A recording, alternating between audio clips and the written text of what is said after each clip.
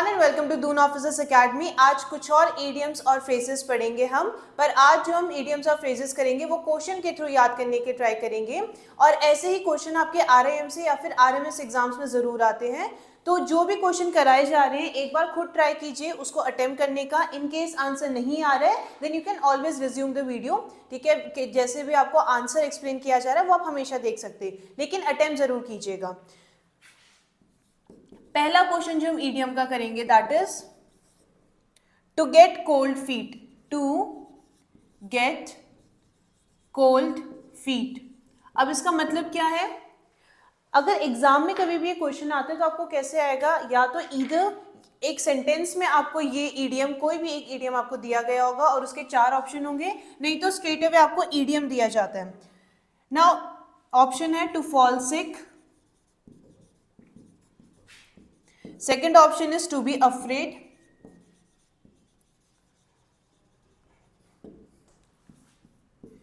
to be ill mannered, या फिर है to run for life।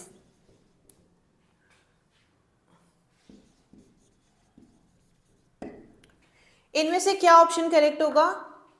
जब भी आप कोई भी स्टेटमेंट पढ़ रहे हो तो आपके कुछ तो थॉट आएगा, है ना। इडियम और फ्रेजेस को आप जब भी when you will read it out loud कुछ एक थॉट या कोई एक आइडिया तो लगता ही आपको। तो इस उसमें क्या बोला जा रहा है? To get cold feet. अच्छा, कई बार स्पेशली अगर कुछ लोगों को स्टेज फियर होता है ना, वो स्टेज में जाते हैं, उनको बहुत दे गेट रियली नर्वस, बोलते हैं कि यार मेरे तो हाथ पैर बिल्कुल ठंडे हो गए।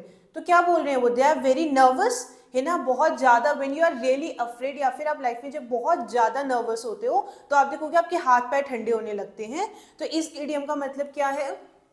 टू फॉल सिक नहीं, you don't fall sick when you have cold feet. To be afraid, हाँ, है ना, जब आपको बहुत ज़्यादा डर लगता है तो आपके हाथ पैर ठंडे होने लगते हैं। ये तो आप हिंदी में भी बोलते हो ना कि यार आज तो बहुत ही ज़्यादा डर लग रहा है, हाथ पैर ठंडे हो गए। तो उसका मतलब क्या है? That you are really afraid, जब आप बहुत नर्वस होते हो then you get cold feet. ठीक है, now the next question is, इसमें से बहुत सारे क्वेश्चन जो है वो ऑलरेडी आपके प्रीवियस ईयर में आए हैं, तो ये वीडियो ध्यान से देखिएगा, क्वेश्चन कैसे अटेम्प्ट करने ये भी। Now the second idiom is to smell rat. To smell rat, option है आपके to detect bad smell, to detect bad smell, या फिर to misunderstand,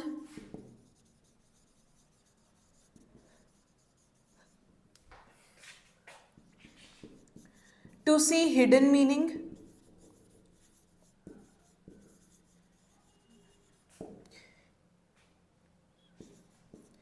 to suspect a trick। I hope the board is visible। ठीक है, तो क्या है आपके option? To smell rat, to detect bad smell, क्या है? या तो to detect bad smell, to misunderstand, to see hidden meaning, या फिर टू सस्पेक्ट अ ट्रिक। क्या हो सकता है?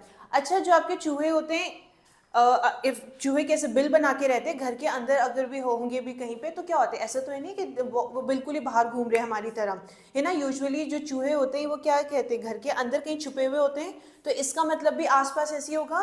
टू स्मेल रैट का मतलब है, जो आप हिंदी में एक वो आपका मुहावरा होता है, दाल में कुछ काला है। Even though everything is not very evident, but फिर भी आपको चीजें से कुछ आप सर्कमस्टांसेस या सिचुएशन देख के आपको लगता है नहीं यार कुछ तो गड़बड़ है ना। तो इसका भी लगभग मतलब ऐसी है। टू स्मेल रैट इज कोई चीज जो बहुत ज्यादा एविडेंट नहीं है ना, कोई भी चीज जो आपको बिल्कुल सामने तो नहीं दिख रही है बट आपको लग रहा है कि यार कुछ हो सकता है। तो when you actually see hidden meaning, कोई भी चीज जो बिल्कुल आपके सामने नहीं दिख रही है पर आपको कहीं ना कहीं थोड़ा वो शक हो जाता है कि यार कुछ तो गड़बड़ है।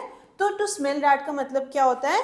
To see hidden meaning. ठीक है, कोई भी चीज जो बिल्कुल सामने नहीं है बट फिर भी आपको क्या लग रहा है कि यार कुछ हो सकता है। ठीक है, समथिंग इज नॉट राइट, है ना। इनफैक्ट कई बार आपको मेनी अ टाइम्स आपको एक गट फीलिंग भी आती है कि यार कुछ सही सा नहीं लग रहा है। तो व्हेन ऐसी सिचुएशन में हम क्या इडियम यूज करते हैं? To smell rat. ठीक है, नेक्स्ट इडियम अटेम्प्ट करते हैं। To leave, to live in an ivory tower. To live in an ivory tower, अब इसके ऑप्शन क्या है आपको? टू कीप डिस्टेंस, दूरी बनाए रखना, to be rich,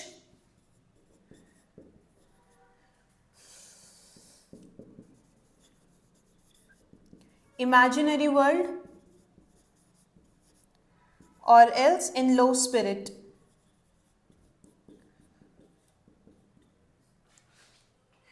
In low spirits, इसमें से कौन सा ऑप्शन सही हो सकता है? To live in an ivory tower, to keep distance, to be rich, imaginary world, in low spirit. कई बार आपके लाइफ में कुछ अनप्लीजेंट सिचुएशन आती है, कुछ ऐसे सर्कमस्टांसेस आते हैं which you do not want to face, है ना, कुछ ऐसी चीज़ें हो जाती है जो आपको मतलब you try to avoid those circumstances, कि आपको वो जो सिचुएशन है वो फेस ना करो आप, तो उसको अवॉइड करने के लिए आप बहुत कुछ करते हो, तब आप कौन सा ईडियम यूज़ करोगे? To live in an ivory tower, right, मतलब आप अपनी दुनिया में खो जाते हो कि लाइफ की जो असली चीज़ें हैं, ठीक है, जो आपके लाइफ में बुरी चीज़ें हुई हैं वो आप क्या कर रहे हो, you are not ready to face it, ठीक है, तो आप अपने मन में या तो ईदर यू ओवरथिंक समथिंग या फिर आप उस सिचुएशन को अवॉइड करने के लिए कुछ कर रहे हो, तो जो चीज़ रियल लाइफ में हो रही है उसको जब आप अवॉइड करोगे तो you basically move to an imaginary world, एक अपनी दुनिया में आप चले जाते हो, ठीक है, तो उसके लिए हम क्या बोलते हैं? To live in an ivory tower, imaginary world. कई बार हिंदी में भी आप बोलते हो ना ख्याली पुलाव, है ना, अपनी दुनिया बना रखी है, तो उसके लिए we use an idiom to live in an ivory tower, right.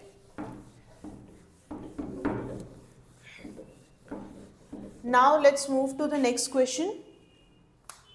Next question है आपका nipped in the bud, nipped in the bud, nipped in the bud, ठीक है, ऑप्शन है आपके टू डिस्करेज, दूसरा ऑप्शन है आपका to change entirely, to change entirely,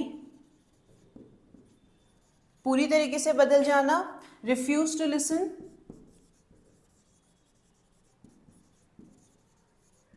refuse to listen, to pluck the bud. एक बार खुद जरूर ट्राई करना टू आंसर द क्वेश्चन। क्या आपका ईडियम बोल रहा है? Nipped in the bud. अच्छा, बडिंग स्टेज क्या होती है? साइंस में आप पढ़ते हो ना, different parts of a flower, उसमें आप क्या पढ़ते हो? बड भी एक होता है। जब भी आपके फ्लावर जो होता है वो किस स्टेज में है ना, बड की स्टेज में, कली जिसको आप बोलते हो, तो आप देखोगे इट इज वेल प्रोटेक्टेड, है ना, लाइफ क्या है उसकी अभी बिगिन ही हुई है। अब निप्ड का मतलब क्या होता है? अगर जो आपकी पेन होता है, पेंसिल होता है, उसमें निब होती है ना, तो निब क्या है? उसका एंड पॉइंट है।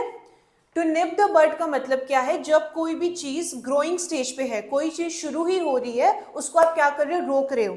यू डिस्करेज समथिंग, है ना। कई बार आपको ऐसे बोला जाता है कि कुछ लोग जो है वो बहुत ज्यादा बातें करते हैं, ये किया वो किया, ऐसे कर देंगे, तो आप क्या कर रहे हो कि इससे पहले कि वो और ज्यादा बातें करना शुरू करें, आप उनको स्टार्टिंग में क्या करते हो? रोक देते हो, है ना। तो basically what you are doing, you are discouraging them to have more conversation. Nip the bud का मतलब है कोई भी चीज जो जब शुरू ही हो रही है उसको आप उसी स्टेज में क्या कर रहे हो? रोक रहे हो, खत्म कर रहे हो। तो इसका मतलब क्या हुआ? टू डिस्करेज, है ना। डिस्करेज, किसी चीज को डिस्करेज करना, जो चीज शुरू हुई है उसको पहले ही रोक देना, उसके लिए we use an idiom nipped in the bud, ठीक है। नेक्स्ट है आपका bold from the blue. Next idiom is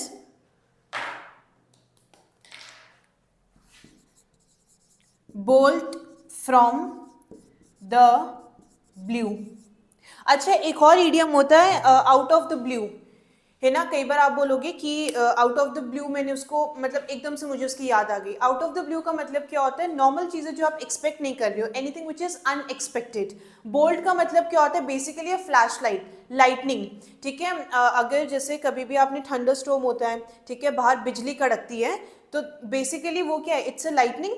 तो बोल्ट फ्रॉम द ब्लू, और लाइट के बारे में जब भी आप बात करते हो ना, light basically have a positive sense. उस वर्ड का मतलब क्या है? पॉजिटिव मतलब है।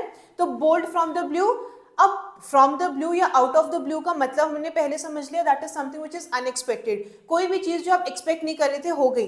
बोल्ट का मतलब क्या होता है? लाइट, ठीक है। बोल्ट BOLT, इसका मतलब क्या है, लाइट है।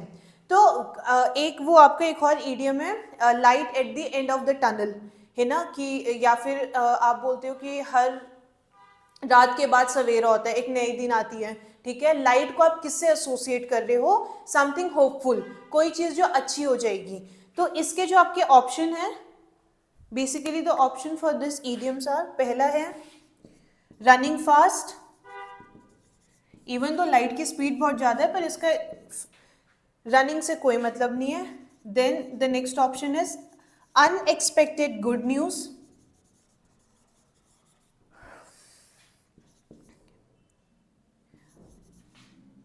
Unexpected calamity,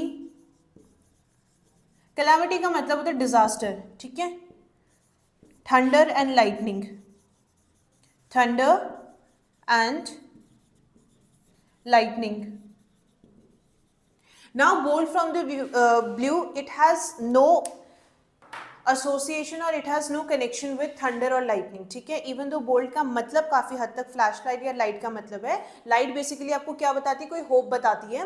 bolt from the blue का मतलब हो गया कोई भी अनएक्सपेक्टेड चीज जो आप एक्सपेक्ट नहीं कर रहे हो उस सिचुएशन में, पर आपको वो चीज हो जाती है, लेकिन अच्छी चीज। सो बेसिकली इसका मतलब क्या हुआ, अनएक्सपेक्टेड गुड न्यूज, ऐसी कोई भी चीज जो आप एक्सपेक्ट नहीं कर रहे हो पर वो हो गई, तो it means unexpected good news, ठीक है। नेक्स्ट ईडियम है आपका फ्यूल टू दी फायर। अब ये आपने हिंदी में भी पढ़ा होगा और ये बहुत बार सुना होगा आपने मुहावरा, तो इसका तो आई एम एज्यूमिंग कि इसका आंसर आप जरूर करेंगे। मेड मैटर्स वर्स, आग में घी डालना बोलते हो ना आप, एक मुहावरा है, आग में घी डालना। अगर मान लो कहीं पे कोई लड़ाई हो रही है, किसी दो के बीच में लड़ाई हो रही है और तीसरा आके और क्या करता है कि पुराने वो चीजें बताने लगता है, इसने ऐसे भी किया था, इसने वैसे भी किया था, तो क्या कर रहा है, आग में घी तो डाल रहा है वो इंसान। तो इसका मतलब क्या हो गया, made matter worse. Second option is add petrol, confuse, या फिर कॉज ऑफ क्वारल। क्वारल का मतलब होता है लड़ाई झगड़ा करना, ठीक है। लास्ट वीडियो में हमने एक इडियम पढ़ा था, to be at loggerhead, है ना। लॉगर हेड में भी हमने उसका मतलब क्या होता है, टू क्वारल, है ना, लड़ाई झगड़ा करना, डिस्प्यूट क्रिएट करना। तो अब इसका मतलब क्या होगा, एक और चीज, अब ये मत कर देना कि फ्यूल की बात की गई है तो आपने सेकंड ऑप्शन टिक कर दिया ऐड पेट्रोल, नहीं, यही तो बोला गया ईडियम जो होते हैं वो अपने लिटरल मीनिंग से बहुत अलग होते हैं। तो पहला ऑप्शन है मेड मैटर्स वर्स, यही तो कर रहे हैं भाई, दो चीजें क्या है, पहली सिचुएशन बहुत खराब है, उसमें आप क्या कर रहे हो, और दो तीन बातें डाल रहे हो उसमें, और चीजें क्या कर रहे हो, और खराब कर रहे हो, you are basically making the matter worse. अच्छा, इसमें एक और ऑप्शन है कॉज ऑफ क्वारल, लड़ाई का कारण नहीं है, अगर कोई चीज जो है वो पहले से ही खराब है, उसको और खराब कर रहे हो, लड़ाई का कोई कारण नहीं है इसमें, ठीक है। So basically the option is a, made matters verse. Now the next question is at the 11th hour.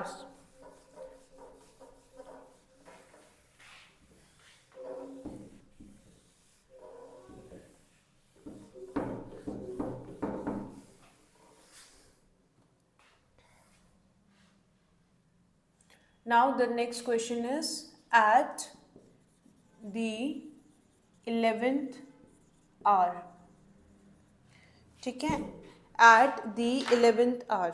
पहला ऑप्शन है आपका at 11 o'clock, next option is at the last hour, at the last hour, arrive late,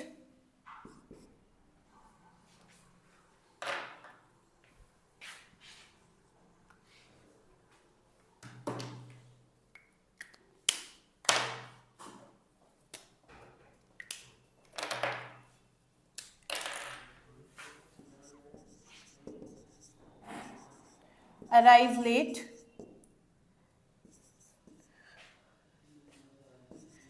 at the last possible time।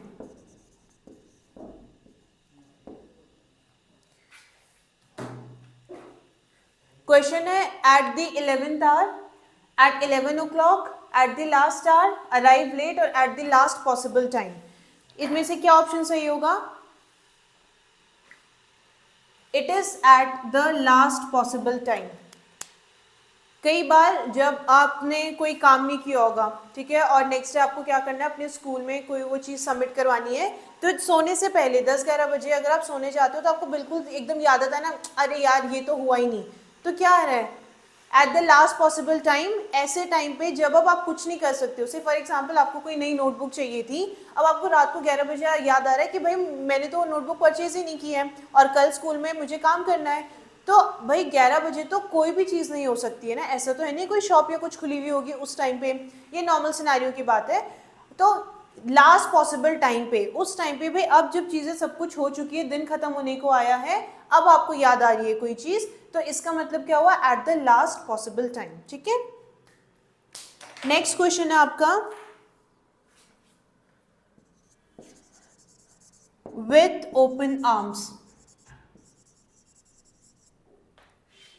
आप कभी भी घर में जाते हो, ठीक है, अगर आप घर में गए हो, बहुत टाइम बाद घर में गए हो, तो लोग कैसे आपको रिसीव करते हैं?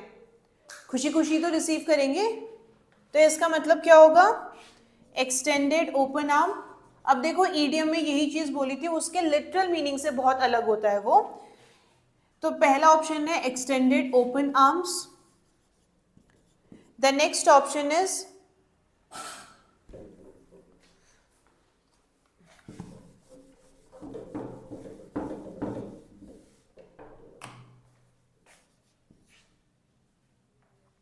with clear thoughts, with clear thoughts, with a warm welcome,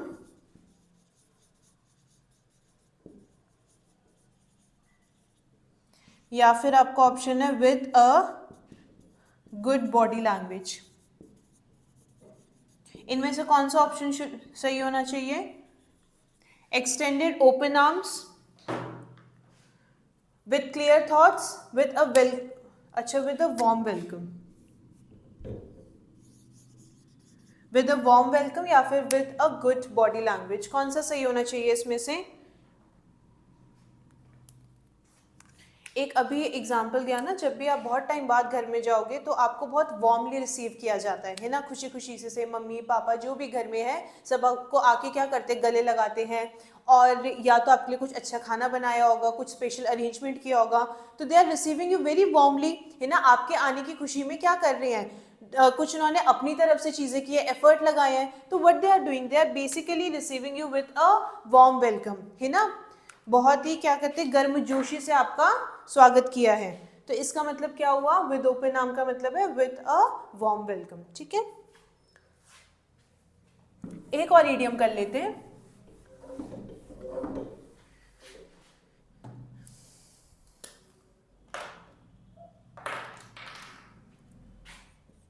last जो है आपका thick and thin, thick and thin. अब इसका ऑप्शन क्या है? पहला ऑप्शन जो है आपका that is with heavy heart, बहुत ही क्या दुखी मन से,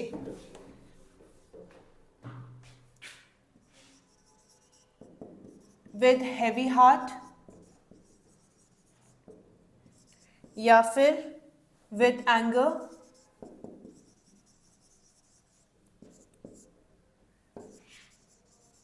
under all conditions, or else confused। कौन सा ऑप्शन सही होना चाहिए आपका? Thick and thin. Thick and thin का मतलब होता है अगर आपकी लाइफ सिचुएशन में क्या हो कि कभी ऐसा नहीं है कि लाइफ हमेशा एक जैसी चलेगी, कभी दुख होंगे कभी सुख होंगे, है ना। थिक एंड थिन का मतलब होता है आपकी लाइफ की हर कंडीशन में, ठीक है, बुरी कंडीशन हो, अच्छी कंडीशन हो, कैसे भी कंडीशन हो, अंडर ऑल कंडीशन, कोई कभी बार कॉन्वर्जेशन में भी बोलते हैं ना कि I will be there with you through thick and thin. Life की कोई भी सिचुएशन हो, अच्छी बुरी कैसी भी हो, मैं हमेशा तुम्हारे साथ रहूंगा। तो what are they saying, thick and thin, इसका मतलब क्या है, हर एक कंडीशन में, लाइफ की कैसी भी सिचुएशन हो, मैं हमेशा तुम्हारे साथ रहूंगा। तो इसका क्या ऑप्शन हुआ, अंडर ऑल कंडीशन। ठीक है, तो ये हमने और कुछ इडियम्स और फ्रेजेस के बारे में पढ़ा, उनके मतलब क्या होते हैं। क्योंकि बहुत सारे इडियम्स है तो ये एक्सपेक्ट नहीं कर रहे कि हमको सारे के सारे इडियम आपको याद हो, ये ज़रूरी नहीं है, लेकिन कुछ एग्जाम्पल के साथ या फिर उसको किसी चीज़ से आप कनेक्ट करके याद ज़रूर कीजिएगा जो भी आपके इडियम एंड फ्रेजेस है, क्योंकि ये क्वेश्चन एटलीस्ट आपके 3-4 क्वेश्चन तो आते ही हैं इडियम और फ्रेजेस पे। So this was all for today. एक बार ये सेशन खत्म करने से पहले दून ऑफिसर्स एकेडमी की जो ऑफलाइन बैचेस है वो शुरू हो रहे हैं, जिसमें आपको डिफेंस एग्जामिनेशन के लिए हम प्रिपेयर करवाएंगे। इनरोलमेंट के लिए रजिस्ट्रेशन नंबर जो है वो स्क्रीन पर दिए गए हैं। This was all for today. Thank you everyone and have a good day to you all.